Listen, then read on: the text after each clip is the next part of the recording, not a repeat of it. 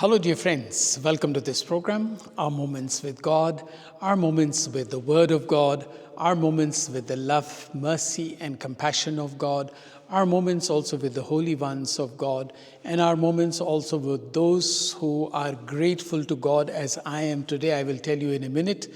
And it is also a moment to be inspired, to be grateful to God for all the good things that the Lord has done to us, and all the bad things when they were happening, He was still with us and standing by us to support us, as Jesus said as He was rising into heaven, ascending into heaven. He told His disciples, "I will be with you till the end of time."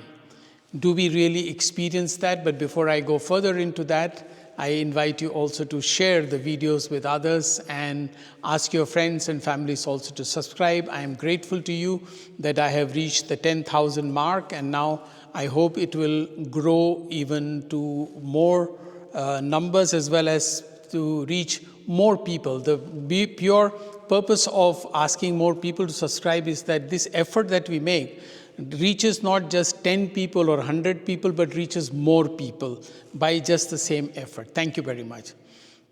Yes, I said let us spend our moments in gratitude to God and those people who are grateful to God. I am particularly grateful to God today on the 23rd of May, because today I can say this is my second birthday, not because of health reasons, that I was sick and then I got a new life. No, I got another kind of new life. My one birthday was in 1951 on the 5th of August. But the second birthday, a kind of a birthday, was on the 23rd of May, 1978. 48 years ago, I was ordained a priest to serve the Lord and to serve one another. I know all of us are serving God in one way or the other, but I experienced a call from God and I responded to that. And yes, I had difficult times as well, also during formation. Everybody has to go through that. And there are tough times when the superiors make evaluation of you, if you are worthy to go ahead, or should you be dismissed from the seminary, as some people were dismissed, or some people decide on their own that they cannot continue, that this vocation is too big for them or too challenging for them, or they do not experience maybe God's support and grace. I don't know, for whatever reason, they go away. I am grateful to God, very particularly, that He has been faithful to me, despite, as I have often said, my weaknesses, my failures, my unworthiness, my being busy with my own self rather than with God. God tolerated all that.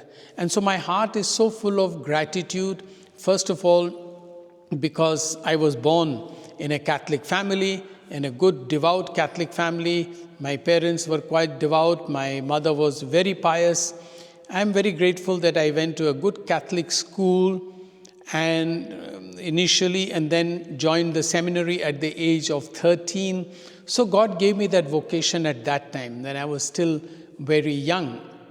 And throughout the seminary years, as I said, there could be tough times. Our first rector was a German priest, and those days in 1964, 65, 66, this was soon after the Second World War. They had come out from Germany, and it was all a tough life for them and a tough, disciplined life also for us. And if we were not disciplined, we were of course punished, but those punishments also did us good.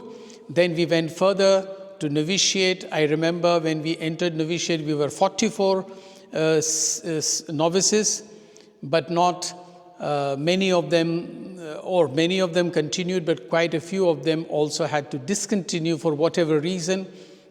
And then it went on through the studies of philosophy, our vows, then our regency, which was again a tough time. And after regency, we went for our studies of theology, and then had tough exams to pass. And finally, in 1978, on the 23rd of May, after going through all those processes of being evaluated, being promoted, being scolded, being corrected, finally, I said yes to the Lord at the altar of the Lord. And of course, I can say a lot of things about that, but I am very grateful. I am also very devoted to the Blessed Virgin Mary because I follow Jesus, but I am very grateful to her because I don't know if I have told you or if you have noticed that I also had vocation crisis when I was studying PhD in London. I had a serious crisis of vocation and also of faith, actually, because I was studying in a secular university, and in the secular university there were atheists, Marxists, communists, all kinds of people and ideologies and clashes of ideologies, and your faith can be shaken. But I am so grateful to Mother Mary that in 1994, in the middle of my studies, I had a beautiful experience in a place in Belgium, a small town called Banu. We had gone for a pilgrimage to Our Lady of Banu. She had also appeared there. And later on, much later, like about 4-5 years ago, I went there again to thank Mother Mary for that wonderful experience. I came to know there from the parish priest that this Mother Mary had also helped another priest at that time who was also going through a vocation crisis and who wanted to leave.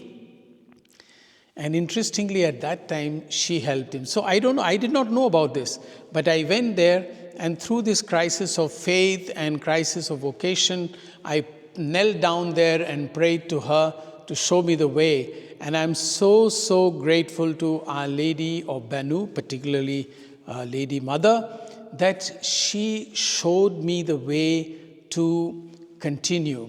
And this is a wonderful experience, of course, to know the Lord. So actually that crisis that I was going through was 16 years after my priesthood. I was also working at that time with the BBC World Service Hindi radio, and all my colleagues were either Hindus or Muslims, Hindi speaking, and some of them told me, come on, that's enough. You have given the best years of your youth to God. 16 years as priest, and before that 10 years in formation. So the best years of your life you have given to God. Now you are, I was by then already 40, over 40, and so 43 I was. And so they told me, now best years of your life you have given to God, now you come out. You can get married and have family. And those were temptations. But God has been faithful to me. God has been faithful to me. Some people say, you have been faithful to God and to your vocation. No, it is much more that God has been faithful to the call that He gave me, and gave me extra grace to live through crisis. Thank God He also gave me crisis to know and value my vocation much more now than supposing I had no crisis of vocation, probably I would not have valued it so much. So I am wearing the Mass vestments because on the ordination day we receive our Mass vestments and celebrate Mass. Of course, I will celebrate a very special Mass today, and we'll be celebrating also, as you have seen in the other video, a sister who is celebrating her 100th birthday also today, and we will be celebrating Mass. I have already posted an interview with her, a video with Sister Secundina. Yes, she's celebrating 100 years, so both of us. She's 100 years grateful to God. I am 48 years as priest, my second birthday. These are the two most important events of my life. My birthday, of course, then the other sacraments that I received, but this sacrament of priesthood is very precious for me, and I am very grateful to God, and I want you to join with me in thanking God. And I just want to sing this particular stanza, which in Hindi is, I have chosen you, you have not chosen me. मैंने तुम्हें चुना है, ना कि तुमने चुना मुझे। मैंने तुम्हें चुना है, ना कि तुमने चुना मुझे। अंधकार थे, ज्योति बने हो तुम मुझ में, ज्योति की संतान सदृश मेरा यश फैलाओ। जाओ जाओ जाओ, मेरी भेड़ें चराओ, मेरी भेड़ें चराओ। Yes, God has asked me, like he asked Peter, go and feed my lambs. God has given me that responsibility also to feed his lamb. That is what I sang in Hindi. And please share the videos with others and spread this channel so that more people can spend their moments with God, moments with the Word of God, moments with the love, mercy, and compassion of God. Thank you very much.